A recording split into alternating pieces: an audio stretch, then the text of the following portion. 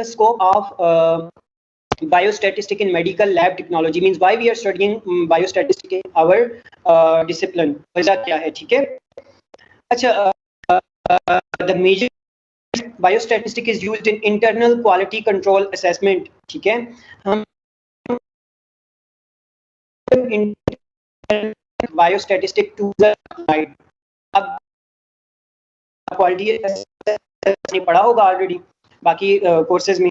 Internal quality control से मुराद होती है कि what are the values of your tests within your lab.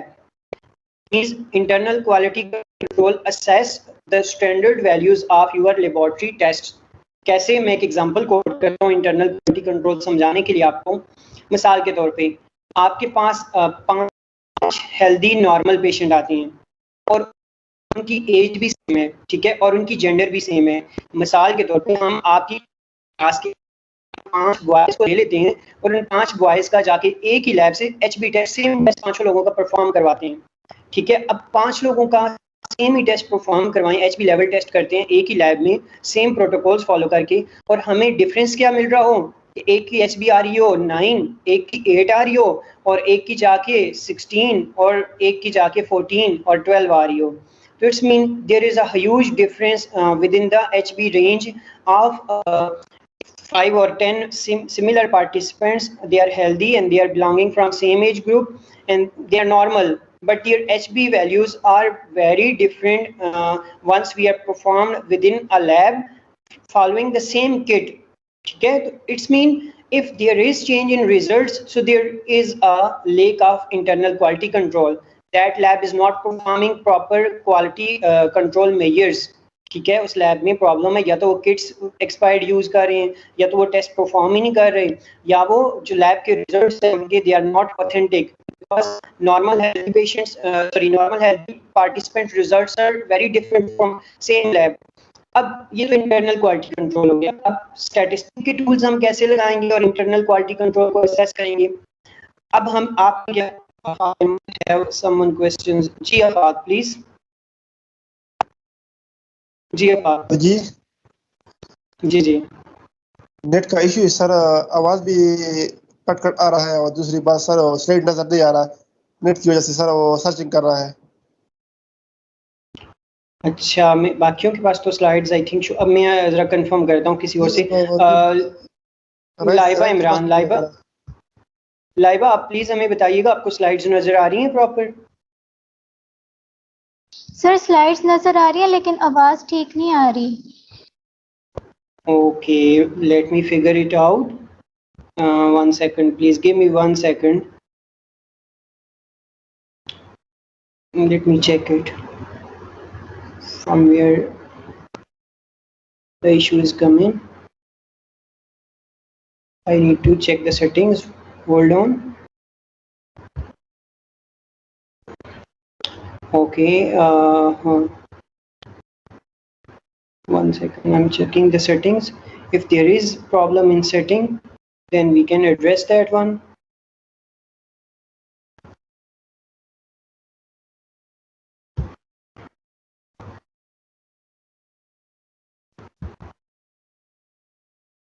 Just hold on. Avais is saying something, not sure what he is saying. अच्छा जी sir, everything is fine. Okay जी, means Awais को आवाज आ रही है, तो it's mean it's not issue at my end. Okay students, तो ये आपके एंड पे इशू हो सकता है, आपके इंटरनेट का प्रॉब्लम हो सकता है। Thank you Awais for confirming us जी। अच्छा, अब हम लोग बात कर रहे थे इंटरनल क्वालिटी असेसमेंट की। तो इंटरनल क्वालिटी असेसमेंट्स में ये होता है कि आपकी लैब के अंदर ही जो रिजल्ट्स हैं उनमें क्या प्रॉब्लम आ रही है। अब मिसाल के तौर पे आपने मैंने जैसे एग्जांपल कोट की, you are going to assess the internal quality control of a lab and you have enrolled 10 participants from same age group, from same gender, and they are healthy, and you tested them for HB level and you found a great heterogeneity or deviation in your outcomes. So it's mean your internal quality controls are not valid. And how you can address those internal quality control challenges? You can address those internal quality control challenges by using biostatistic tools. आपने क्या करना है कि उन जो patients के results आ रहे हैं आपने उनका एवरेज भी ले सकते हैं और या फिर स्टैंडर्ड डेविएशन कैलकुलेट कर सकते हैं। स्टैंडर्ड डेविएशन कैलकुलेट करने का हमारे पास फॉर्मूला होता है, वो फॉर्मूला हम अप्लाई करते हैं और उस फार्मूला का पर्पस क्या होता है, उसके स्टैंडर्ड डेविएशन का पर्पस क्या होता है, उसका पर्पस ये होता है कि how your individual patient results are deviating from the standard और कंट्रोल वैल्यूज। जो आपके पास कंट्रोल मिलता है, आपके HB का कंट्रोल होगा, आप अगर कंट्रोल सैंपल के साथ रन करते हैं अपने पार्टिसिपेंट का सैंपल, तो आपको पता चलता है कि कंट्रोल सैंपल में जो वैल्यू है, सपोज HB की नॉर्मल वैल्यू है वो 14 आनी चाहिए। अब 14 वैल्यू के बजाय mg/dl 14 mg/dl वैल्यू के बजाय आपके पास कंट्रोल के साथ तो 14 आ रही है, लेकिन आपके पास पेशेंट या पार्टिसिपेंट्स की केस में वो 17, 18 या इससे ज़्यादा आ रही है, या इससे बहुत कम आ रही है। तो इसका मतलब है your results are deviating from the standard values for the healthy or normal participants, and that standard deviation is actually the calculation of standard deviation is actually biostatistic tool। तो स्टैंडर्ड डेविएशन बायोस्टैटिस्टिक की domain में लाई करता है। फिर further आप क्या कर सकते हैं, you can take the mean of values. आपने मीन लेना है उन तमाम वैल्यूज को, और मीन से कैसे लेते हैं कि आप इस तरह से भी कर सकते हैं, बजाय कि 10 पार्टिसिपेंट हेल्दी लेने से आप एक ही हेल्दी पार्टिसिपेंट लें और उसके 5 दफ़ा 4 दफ़ा सेम HB लेवल परफॉर्म करें, सेम ही टेस्ट परफॉर्म करें। अगर हर रीडिंग्स में आपको डिफरेंस नजर आ रहे हैं तो at that time you can take the mean of all the readings which you are taking for a particular test for a particular person. तो फिर इसका मतलब है mean is also a tool of biostatistic which we are applying to generate our standard outcomes. अगर 3 दफा आपने test एक person का परफॉर्म किया और उनका मीन लेंगे, और मीन लेके आप ये बता सकते हैं कि हाँ ये जो है इस पेशेंट की वैल्यू, अगर कोई माइनर डेविएशन एग्जिस्ट कर रहा है टेस्ट की वैल्यूज में, तो इसका मतलब है बायोस्टैटिस्टिक्स हैव अ वाइटल और very important role in internal quality control assessment, because biostatistic tools are applied to address laboratory test related challenges। Further external quality control, external quality assessment या quality control क्या होता है lab में, कि आप अपनी lab में एक पेशेंट का HB लेवल परफॉर्म करते हैं और आपके पास उस नॉर्मल पर्सन का, नॉर्मल पार्टिसिपेंट का, और उस नॉर्मल पार्टिसिपेंट का HB लेवल आपके पास 14 आता है। किसी दूसरी लैब से, बाहर की लैब से परफॉर्म करवाते हैं तो उस लैब में उसका HB लेवल 18 आता है, ठीक है। फिर किसी एक और लैब से परफॉर्म कराते हैं जो बाहर की लैब है, तो उससे आपके पास उसमें 17 या 16 आ रहे हैं। तो it's mean your results are not matching with the other laboratory results and there is an issue within your lab outcomes. So it's mean your external quality control is not working. Your external quality control should be addressed, and how you can address your external quality control, या how you can assess your external quality control by applying biostatistic tools। आपने क्या करना है कि अपने lab की जो test की वैल्यूज आई हैं आपके पास एक हेल्दी पार्टिसिपेंट्स के लिए, तो जो दूसरे लैब की वैल्यूज आई हैं उनमें से डिफरेंस देखना है कि how much standard deviation is in your laboratory outcomes. आपके टेस्ट रिजल्ट्स कितना डेविएट कर रहे हैं, you are going to calculate that one. So it's mean in internal quality assessment and in external quality assessments the biostatistic tools have vital role।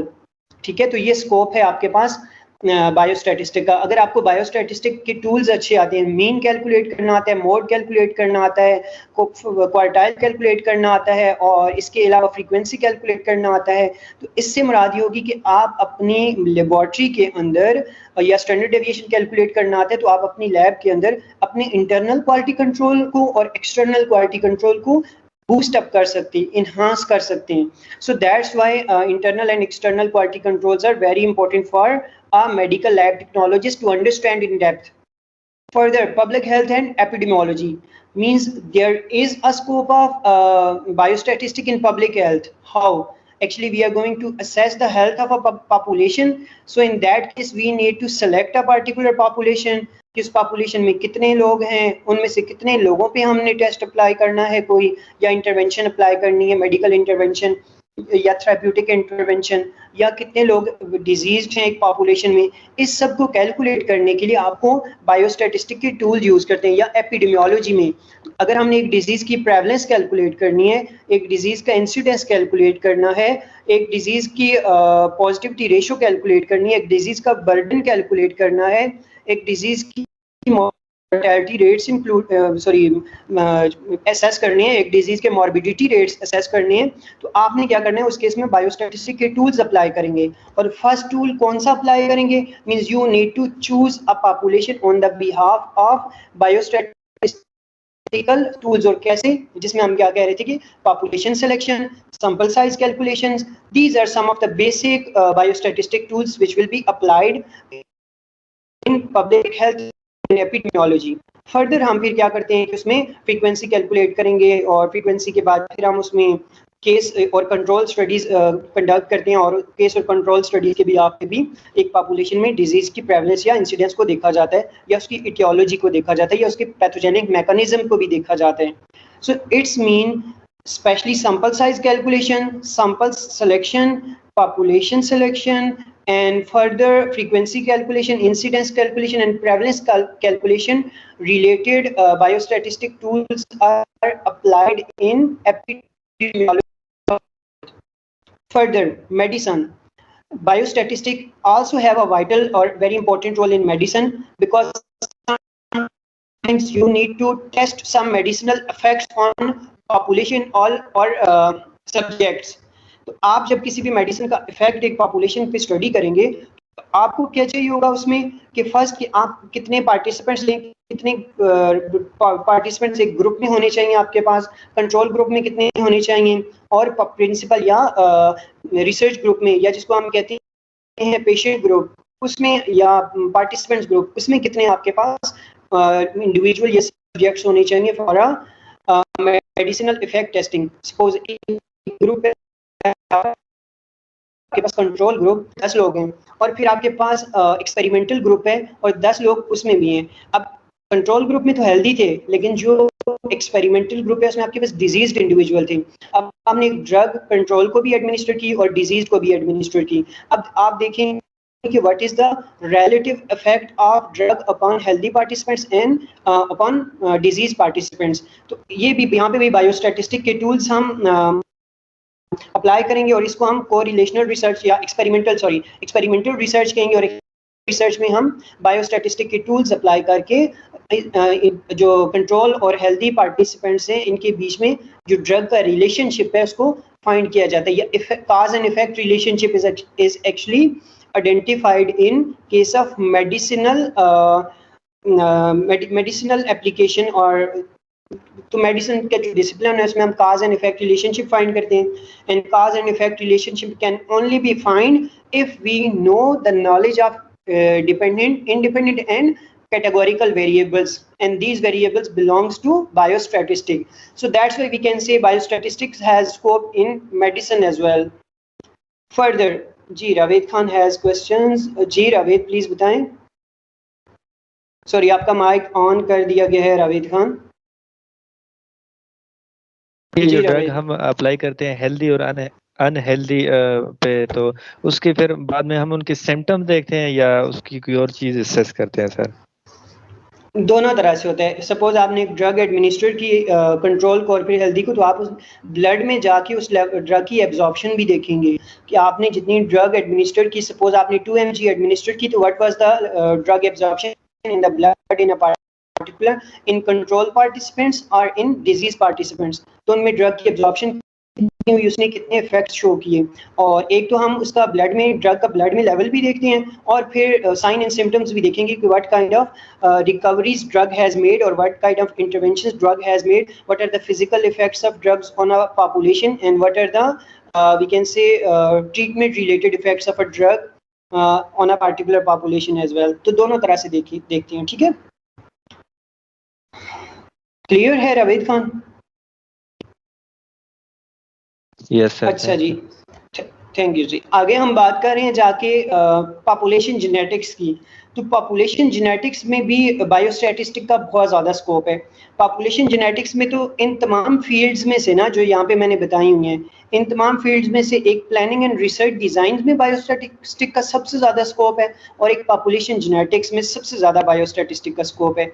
क्यों? क्योंकि population genetics में ना, हम जब एक पॉपुलेशन में the genetic characterization of a population is called as population genetics. mean the discipline in which we characterize the genetic makeup of a particular population is called population genetics. तो अब population genetics में आपको पता है कि एक individual के अंदर हम कहते हैं 25,000 से ज़्यादा जीन्स मौजूद हैं। तो एक पॉपुलेशन के अंदर जीन्स में कितनी, और आपको पता है कि one gene can produce multiple polypeptide proteins. अब इसका मतलब ये है कि एक पॉपुलेशन के अंदर अब बहुत ही ज़्यादा डाइवर्सिटी एग्जिस्ट करेगी और आप जीन्स के फंक्शन भी, एक इंडिविजुअल में जीन का फंक्शन और होगा, दूसरे इंडिविजुअल में और होगा, और सिर्फ एक इंडिविजुअल में 25,000 जीन्स हैं। तो अगर आप ज़्यादा पॉपुलेशन लेंगे तो इसका मतलब 1000 लोगों की पॉपुलेशन लेते हैं तो इसका मतलब है you have a very very diverse kind of research chosen, and that chosen research demand extensive biostatistic tools application, ताकि आपके पास एक जीन के फंक्शन में कितनी डाइवर्सिटी एग्जिस्ट करती है उसको कैलकुलेट करें। मीन्स और फिर बाकी जो पॉपुलेशन के जीन्स हैं उनमें कितनी डाइवर्सिटी एग्जिस्ट कर रही है। So that's why at that time you need biostatistic tools like categorical variables and independent variables and dependent variables as well to characterize population genes। और इसी तरह से फर्दर आपको कौन से टूल्स चाहिए होंगे? फर्दर टूल्स में आपको ये भी देखना पड़ेगा कि what are the genetic variations। Genetic variations जो हैं उनको भी बायोस्टैटिस्टिक के टूल्स ही अप्लाई करके हम कैलकुलेट करते हैं। और बायोस्टैटिस्टिक के टूल्स में फर्दर हमारे पास बहुत सारे फिर इसमें सॉफ्टवेयर्स हैं, जैसे बायो एडिटिंग टूल्स हैं, और फिर इसके अलावा हम लोग के पास यूजीन सॉफ्टवेयर है या यूजीन टूल्स हैं। यूजीन भी यूज़ करते हैं जिसमें हम एक जीन के अंदर जो भी फंक्शनल एबनॉर्मलिटीज़ हैं उनको फाइंड किया जाता है और उसको ग्राफिकल रिप्रेजेंटेशन में प्लॉट किया जाता है, वो आगे मैं बताऊँगा जाके। तो it's mean in population genetics, biostatistic has a very very diverse or great scope. Further planning and research design development, आप कोई प्रोजेक्ट प्लान कर रहे हैं तो उसमें भी बायोस्टैटिस्टिकल टूल्स का बहुत बड़ा रोल है। कोई भी प्रोजेक्ट जो आप प्लान कर रहे हैं या कहीं पे सबमिट कर रहे हैं फॉर ग्रांट पर्पस, या किसी भी पॉपुलेशन में बीइंग एपिडेमियोलॉजिकल ऑफिसर आप कोई वैक्सीनेशन प्रोग्राम, कोई इम्यूनाइजेशन प्रोग्राम लॉन्च कर रहे हैं या प्लान कर रहे हैं, तो उस प्रोग्राम को अगर आप बायोस्टैटिस्टिक के टूल्स यूज़ करके प्लान करेंगे तो वो सबसे ज़्यादा इफेक्टिव रहेगा और सबसे ज़्यादा आपके लिए आसानी रहेगी कि आप उसको जस्टिफाई कर सकें। और अगर आप बायोस्टैटिस्टिक टूल्स नहीं यूज़ करते तो दैट रिसर्च और इंटरवेंशन और इम्यूनाइजेशन और community development program will not be long lasting and it will not be efficient. तो जो planning and research design development है उसमें बायोस्टैटिस्टिक टूल्स का बहुत बड़ा रोल है। अब प्लानिंग में कैसे है कि आप देखेंगे कि वो इस एरिया की पॉपुलेशन कितनी है, कितने लोगों को एक इम्यूनाइजेशन की ज़रूरत है, ठीक है, और इसके अकॉर्डिंग आप लोगों को फाइंड करके उसके अकॉर्डिंग टारगेटेड पॉपुलेशन कैलकुलेट करके, जैसे सैंपल साइज कैलकुलेशन की अप्रोच मैंने बताई थी आपको, तो इस तरह से फिर वहाँ पे कोई भी ड्रग या इंटरवेंशन या इम्यूनाइजेशन प्रोग्राम लॉन्च किए जाएंगे। फर्दर रिसर्च डिज़ाइन डेवलपमेंट, तो हर रिसर्च डिज़ाइन, जितने भी रिसर्च डिज़ाइन हैं, चाहे वो एक्सपेरिमेंटल हैं, नॉन एक्सपेरिमेंटल रिसर्च डिज़ाइंस हैं, तमाम रिसर्च डिज़ाइंस में हम बायोस्टैटिस्टिक टूल्स यूज़ करते हैं। Without adaptation of biostatistic tools no one research design will be effective. अब किस तरह से हम बायोस्टैटिस्टिक टूल्स यूज़ करेंगे? अब एक्सपेरिमेंटल रिसर्च डिज़ाइंस हैं जिनको हम केस कंट्रोल रिसर्च डिज़ाइंस भी कहते हैं। तो केस कंट्रोल रिसर्च डिज़ाइंस के लिए हमारे पास एक particular sample size calculation approach होती है, वो हम अडॉप्ट करेंगे, तब जाके हम जो केस कंट्रोल रिसर्च डिज़ाइंस हैं उनको इफेक्टिवली लॉन्च कर सकते हैं। Similarly coherent study research design है, तो कोहेरेंट स्टडी रिसर्च डिज़ाइंस में भी आपको क्या चाहिए होगा? प्रॉपर बायोस्टैटिस्टिकल टूल्स या सैंपल साइज कैलकुलेशन अप्रोचेस। फिर इसी तरह क्वालिटेटिव रिसर्च में और क्वांटिटेटिव रिसर्च में भी रिसर्च डिज़ाइंस में भी आपको proper sample size calculations approach चाहिए कि कितने लोगों को आप सिलेक्ट करेंगे और उन पे ये रिसर्च डिज़ाइन या कोई भी रिसर्च करने जा रहे हैं। तो सबसे ज़्यादा पॉपुलेशन जेनेटिक्स में और planning and research design development में बायोस्टैटिस्टिक का स्कोप है। फर्दर है ड्रग एंड वैक्सीन डेवलपमेंट, तो ड्रग डेवलपमेंट में या वैक्सीन डेवलपमेंट में भी बायोस्टैटिस्टिक का बहुत ज़्यादा रोल है। किस तरह से? अगर आपको याद हो तो मैंने फिजिकल क्लासेस के दौरान आपको बताया था कि अगर आप बायोस्टैटिस्टिक के टूल्स के एक्सपर्ट हैं तो आप क्या करेंगे? वैक्सीन कैसे बनाएंगे? पहला काम क्या होगा आपका कि आपने एपिडेमियोलॉजिकल डैशबोर्ड्स बनाने हैं, डेटाबेस डैशबोर्ड्स बनाएंगे, और वो बायोस्टैटिस्टिक के टूल्स यूज़ करके कि एक पॉपुलेशन है, उस पॉपुलेशन में कितने लोग अफेक्टेड हैं, उनको ट्रैक किया जाएगा, उनका रिकॉर्ड मेंटेन किया जाएगा and that will represent epidemiological dashboards. Further फिर आपको मैंने बताया था कि एपिडेमियोलॉजिकल डैशबोर्ड्स बनाने के बाद आप उनके जीनोमिक डैशबोर्ड्स बनाएंगे। जीनोमिक डैशबोर्ड्स बनाने के बाद इंट्रा एक्टोमिक डैशबोर्ड्स बनाएंगे। इंट्रा एक्टोमिक डैशबोर्ड्स बनाने के बाद आप फिर क्या बनाएंगे, फर्दर जो drug design and drug development related dashboards बनाएंगे, जिसमें आप क्या करते हैं, सॉरी ड्रग का जो एक तो मेरे ख्याल से इंट्रा इकोनॉमिक्स था कि ड्रग्स का क्या रिलेशनशिप होता है आपके रिसेप्टर्स के साथ, और फिर पॉपुलेशन बेस्ड या कम्युनिटी बेस्ड डेटाबेस डैशबोर्ड्स बनाएंगे जिसमें कि उस ड्रग का healthy population control disease population पे क्या इफेक्ट है।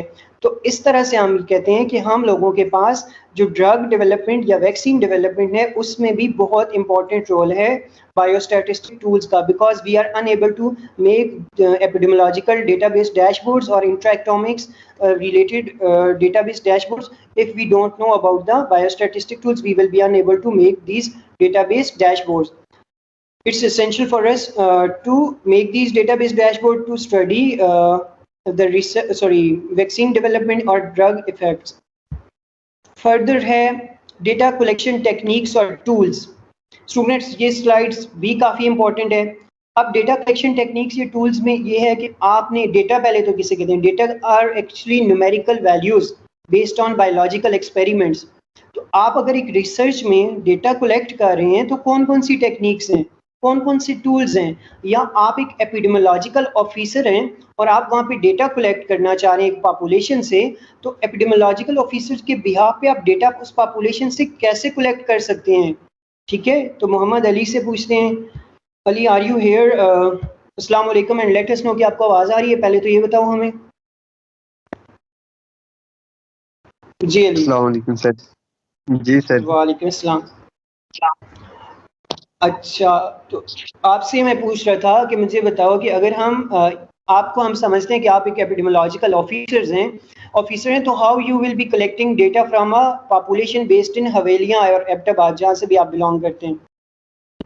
सर ये कोई आइडिया नहीं है मुझे। अच्छा, मुझे चलिए आपको बता दें। स्लाइड्स नहीं, अच्छा मैं स्लाइड्स यहाँ पे ना इस तरह करता हूँ, इसका प्रिंट स्क्रीन लेके स्लाइड का यहाँ पे मैं साथ में चैट में शेयर करता हूँ, जिनके पास मोबाइल फ़ोन का प्रॉब्लम है और इनके पास नहीं शो रही, ताकि उनके पास रिजल्ट्स वो यहाँ से चैट से देख सकें और फिर उसको उसके अकॉर्डिंग पढ़ सकें। तो मैं चैट में मैसेज कर रहा हूँ स्लाइड का स्क्रीनशॉट लेके। अच्छा जी, यहाँ पे देखें डेटा कलेक्शन टेक्निक्स में ना, अगर आप एपिडेमियोलॉजिकल ऑफिसर हैं और लाइक हवेलियाँ की पॉपुलेशन है और Ali is considered an epidemiological officer over there, so how he will collect the data by observational studies. First कि ऑब्जर्वेशन के बिहाफ पे ये ऑब्जर्व करेगा कि यार हाँ हमारे इस एरिया में इतने लोग इस डिजीज से सफ़र कर रहे हैं, जैसे epidemiological issues like corona virus से सफ़र कर रहे हैं। तो first one data collection technique will be observations. Second, अगर एक्सपेरिमेंट्स के बिहाफ पे हम बात करें कि एक्सपेरिमेंट के बिहाफ पे ये डेटा कैसे कलेक्ट करेंगे, तो एक्सपेरिमेंट्स के लिए सर्वे क्वेश्चनियर्स, इन्होंने क्या करना है कि सर्वे क्वेश्चनियर बनाना है और फिर वो लोगों में जाके तकसीम करना है, बांटना है, और लोगों में जब बांट देंगे और फिर लोगों से रिस्पॉन्सेज आएंगे कि हाँ जो क्वेश्चनियर्स में आपने कुछ क्वेश्चंस लिखे होंगे, तो उन क्वेश्चंस के बिहाफ पे आपके पास भी डेटा जनरेट हो सकता है। You can collect the data from participants on the behalf of questionnaires. Ali आपको समझ आ रही है? Further interviews. जी सर। ओके जी, अब पता चल गया कि आप डेटा कैसे ले सकते हैं, कि आप या तो ऑब्जर्वेशंस कर सकते हैं, लोगों को ऑब्जर्व कर सकते हैं, या फिर वहाँ पे क्वेश्चनियर्स बना के प्रिंट करके डिस्ट्रीब्यूट कर देंगे, तो इस तरह से भी आप लोगों से डेटा ले सकते हैं। अच्छा, फर्दर है हम लोगों के पास अब स्लाइड्स कहाँ गई हैं जी, let me retrieve the slides. अच्छा, तो हम लोगों के पास क्वेश्चनियर्स की सर्वे क्वेश्चनियर्स थे, एक मोड ऑफ डेटा कलेक्शन, और फिर let me find the slides. Okay yes, further interviews. आपने क्या करना है कि डेटा कलेक्ट करना है लोगों से, तो क्वेश्चनियर के अलावा इंटरव्यूज ले सकते हैं लोगों के। रवेद खान है वो क्वेश्चन। जी रवेद।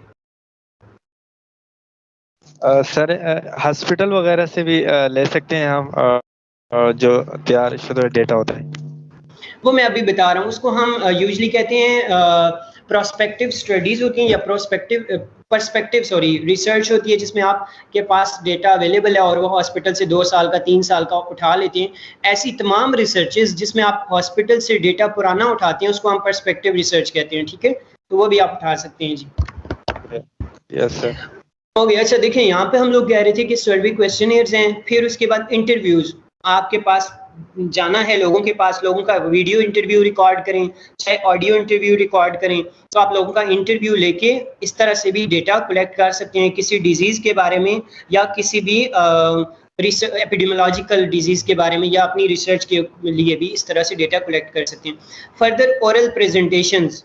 अब ओरल प्रेजेंटेशंस क्या होती हैं कि एक इंडिविजुअल ओरली कुछ प्रेजेंट कर रहा है, वो उससे भी हम डेटा कलेक्ट कर सकते हैं। मिसाल के तौर पे WHO का जो हेड है, वर्ल्ड हेल्थ ऑर्गेनाइजेशन का जो हेड है, चीफ है, अगर वो कोई ओरल प्रेजेंटेशन दे रहा है तो इट्स मीन वो ओरल प्रेजेंटेशन देगा तो वो WHO के पास जो डेटा मौजूद है उस पर देगा ना, तो आपको जब उसकी ओरल प्रेजेंटेशन से भी आप डेटा उठा सकते हैं और उसको भी यूज़ कर सकते हैं अपनी रिसर्च में। So that means this is another approach to collect the data for the research purposes or regarding the epidemiological concerns. Further है simulations. अब ये सिमुलेशन का वैसे मैंने यहाँ पे ज़्यादा डेटा कलेक्शन अप्रोचेस मेंशन कर दी हैं। सिमुलेशन डेटा कलेक्शन अप्रोच का मुराद ये होता है ना, से मुराद ये होती है कि आप एक सिमुलेशन रन करते हैं। सिमुलेशन रन करने से मुराद ये होती है कि आपके पास एक जैसे मैं कहूँ कि लैब के अंदर आप कोई नया टेस्ट लॉन्च करते हैं, उस नए टेस्ट को रन करते हैं और उसकी फिर आउटकम्स आती हैं और उन आउटकम्स के बिहाफ पे आपके पास जो रिजल्ट्स आते हैं उसको भी हम डेटा कहेंगे और वो डेटा भी आप अपनी रिसर्च में इंक्लूड कर सकते हैं। लेकिन सिमुलेशन का वर्ड ज़्यादा सूटेबल होता है जो काम करते हैं ये फील्ड, स्पेशली मैं बताऊँ कि IT की फील्ड के जो लोग हैं वो सिमुलेशंस रन करते हैं और उसके बाद जो उनके पास डेटा आता है उस डेटा को रिसर्च में यूज़ किया जाता है। Simulations are and other techniques are modes to whom we can collect the research data, ठीक है। सिमुलेशंस के भी आप पे भी कि आपने एक IT का प्रोग्राम रन किया और रन करने के बाद आपने देखा कि उससे एक प्रॉपर मोबाइल एप्लीकेशन बन रही है और आपने उस मोबाइल एप्लीकेशन के फिर रिजल्ट्स लिख देने, तो means MATLAB is actually used for simulations. तो मैटलैब के बारे में आप डिटेल में अगर कोई इंटरेस्टेड है तो वो पढ़ सकते हैं क्योंकि उसका बहुत ज़्यादा स्कोप है। MLT में भी यूज़ होगा और बाकी बहुत सारी IT रिलेटेड या आर्टिफिशियल इंटेलिजेंस रिलेटेड फील्ड्स में इसका बहुत ज़्यादा इस्तेमाल है मैटलैब का। तो स्पेशली मैटलैब में हम क्या करते हैं, सिमुलेशंस रन करते हैं और इन सिमुलेशन से जो एंड पे हमारे पास प्रोडक्ट बनती है, उस प्रोडक्ट या मोबाइल एप्लीकेशन बनती है, उस मोबाइल एप्लीकेशन का से के जो रिजल्ट्स होते हैं उनको भी हम डेटा कहते हैं और सिमुलेशन से भी डेटा जनरेट किया जाता है। और इसके अलावा ड्राइव डेटा कलेक्शन टेक्निक्स बहुत ज़्यादा हैं। ड्राइव डेटा कलेक्शन टेक्निक से मतलब आपको मैं कहूँ कि आपने कोई सर्वे क्वेश्चनियर रिसर्च करनी है और आपने लोगों से जाके क्वेश्चनियर फिल करवाने हैं। अब आप क्या करें कि क्वेश्चनियर फिल करवाने के बजाय अली जाता है एबटाबाद या हवेलिया में, वहाँ पे जाके ये क्या करता है कि लोगों को क्वेश्चनियर प्रिंट करके डिस्ट्रीब्यूट करने के बजाय ये क्या करता है कि उनको कहता है कि जी आप ये क्वेश्चनियर है मेरे पास, आप मुझे बताते जाएं, मैं आपकी इन्फॉर्मेशन अपने पास नोट करता जाता हूँ, लिखता जाता हूँ और आखिर में उस क्वेश्चनियर पे खुद ही साइन करके और वो क्वेश्चनियर रिसर्च के लिए मेरे पास ले आता है जी। तो it's mean this is not a survey questionnaire technique Mohammad Ali has followed, he had followed a drive questionnaire survey questionnaire technique. किसने टेक्निक खुद से अपनी एक नई टेक्निक ड्राइव कर ली है। तो derived data collection techniques are enormous in number. A lot of in number means you can derive data collection techniques on your own behalf, but those derived questionnaire techniques should be declared in your research. Like I have adopted this derived questionnaire technique or data collection technique. So you can mention clearly that data collection technique in your research. तो अब समझ आ गई I think आप लोगों को कि कौन कौन सी ऐसी टेक्निक्स हैं जिनसे हम डेटा कलेक्ट कर सकते हैं। समझ आ गई है आप लोगों को? कौन बताएगा जी? अलामा साहब जी। अब्दुल मुंतकिम साहब आप बताएं जी, हमें आपका माइक अलाउ कर दिया गया कि ये समझ आ गई है ये वाली स्लाइड? यस सर समझ आ गई है। वो इंटरनल क्वालिटी कंट्रोल में सर एक क्वेश्चन है मेरा। जी जी सर, अगर हमने उनके 5 टाइम पे एक ही पेशेंट का रन किया है सैंपल और हमने मीन निकाल ली है, वो तो हमने पेशेंट का सैंपल जो है वो हमने क्वालिफाई कर लिया कि हाँ इसका रिजल्ट अब ये हो सकता है। इंस्ट्रूमेंट तो हमें कंफर्म नहीं हुआ ना कि ये खराब है या ठीक है। देखो उसके लिए तो हम आपके पास जो क्वालिटी कंट्रोल एक होता है ना, जिसको हम कहते हैं standard, standards are those solution whose concentrations are known. तो नॉन कंसंट्रेशन का आप स्टैंडर्ड भी लगाओगे साथ में, और उस पे आप रिजल्ट्स देखोगे कि आपको इंस्ट्रूमेंट क्या रिजल्ट दे रहा है, तो वो तो आपके पास इंस्ट्रूमेंट की कैलिब्रेशन हो जाती है उस तरह से, उसका इशू नहीं है। ठीक है सर, लेकिन अगर हम स्टैंडर्ड नहीं यूज कर रहे हैं, इंटरनल क्वालिटी कंट्रोल के बेस पे इंस्ट्रूमेंट देख रहे हैं, हम देख सकते हैं। उसके लिए मैंने आपको क्या बताया कि हेल्दी पार्टिसिपेंट, पेशेंट की सैंपल की बात मैंने नहीं की, मैंने कहा था कि आप हेल्दी पार्टिसिपेंट्स लेंगे और उस हेल्दी पार्टिसिपेंट का इंटरनल क्वालिटी कंट्रोल में के लिए सैंपल रन करेंगे, और आप हेल्दी पार्टिसिपेंट्स में देखते हैं कि बहुत ज़्यादा रिजल्ट्स में डेविएशन आ रही है, तो इसका मतलब है कि आपके internal quality controls are not working. अब उसकी वजह क्या हो सकती है, मैं चलें ये भी बता देता हूँ। उसकी वजह ये हो सकती है कि आप सैंपल को प्रॉपर प्रिपेयर नहीं कर रहे हैं, उसका टेम्परेचर मेंटेन नहीं है। इंस्ट्रूमेंट में तो कोई फॉल्ट नहीं है, आप सैंपल को प्रिपेयर सही तरह से नहीं कर रहे हैं, जिसकी वजह से आपके पास रिजल्ट्स में फॉल्ट आ रहा है। ठीक है, yes sir, thank you sir. जी, and that could be a quality control error. अच्छा जी, तो ये जो डेटा कलेक्शन टेक्निक्स बताई हैं, तो यहाँ पे एक और बात याद रखें कि यहाँ पे स्लैश मैंने डाल के टूल्स का भी लिखा हुआ है कि कुछ टेक्निक्स हैं और कुछ टूल्स हैं।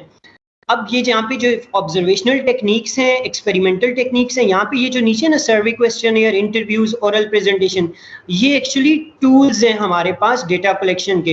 लेकिन टेक्निक्स कौन सी होंगी? ऑब्जर्वेशनल टेक्निक्स होंगी, एक्सपेरिमेंटल टेक्निक्स होंगी, सिमुलेशंस और ड्राइव टेक्निक्स हैं डेटा कलेक्शन की। अच्छा, फर्दर अब डेटा कलेक्शन टूल्स की बात कर रहे थे हम। टूल्स में कौन कौन से आएंगे? स्टैटिस्टिकल मेथड्स, सर्वेज आगे, पॉल्स आगे। पॉल्स का मतलब होता है वोटिंग, जिस तरह आप सोशल मीडिया पे पॉल्स क्रिएट करते हैं या वोटिंग करते हैं, तो ये भी डेटा कलेक्शन का टूल है। ठीक है, फर्दर इंटरव्यूज हैं, ये भी डेटा कलेक्शन के टूल्स हैं। और इसके अलावा डेल्फी टेक्निक्स हैं, फोकस ग्रुप्स हैं, ये मैं बताता हूँ आगे जाके। इंटरनेट है, ये भी टूल है। अब यहाँ पे एक और चीज भी याद रखें, यहाँ पे लिखा हुआ है बीच में primary data collection tools and secondary data collection tools. Primary data क्या होता है, सेकेंडरी डेटा क्या होता है, हम अगली स्लाइड में पढ़ेंगे, लेकिन यहाँ पे कुछ प्राइमरी डेटा कलेक्शन टूल्स बताए हुए हैं, कुछ सेकेंडरी डेटा कलेक्शन टूल्स बताए हुए हैं। Primary data collections means surveys, polls, interviews, Delphi techniques और फोकस ग्रुप्स। सेकेंडरी में financial reports, sales reports, government reports, mission statements, vision statements and internet. These are some of the we can say data collection tools. ठीक है, और हम बात करेंगे कि जो डेल्फी, यहाँ पे एक न्यू टर्म है आपके लिए कि what is the Delphi tool use for data collection. So Delphi technique tool is actually based on group opinions और डिसीजंस। मिसाल के तौर पे आप एक ग्रुप में बैठे हैं, अपने क्लास का ग्रुप है आपके 5 लोगों का। अब उस क्लास के ग्रुप में जो एक डिसीजन होता है, वैसे तो ओपिनियंस तो 5 लोग देंगे, लेकिन एट द एंड जो डिसीजन है, अगर आप उस डिसीजन का डेटा कलेक्ट करें, या सपोज एनसीओसी की मीटिंग होती है हमारी, और एनसीओसी की मीटिंग में हर बंदा अपना पॉइंट ऑफ व्यू पेश करता है, लेकिन एट द एंड जो डिसीजन होता है, डिसीजन में हमारे पास क्या बताया जाता है कि हाँ जी स्कूल बंद करने हैं या ओपन करने हैं। तो it's mean that is an other data collection technique, that is an another data collection tool as well. यहाँ पे लिखा होता है Delphi technique. So actually Delphi technique से ही हम डिसीजन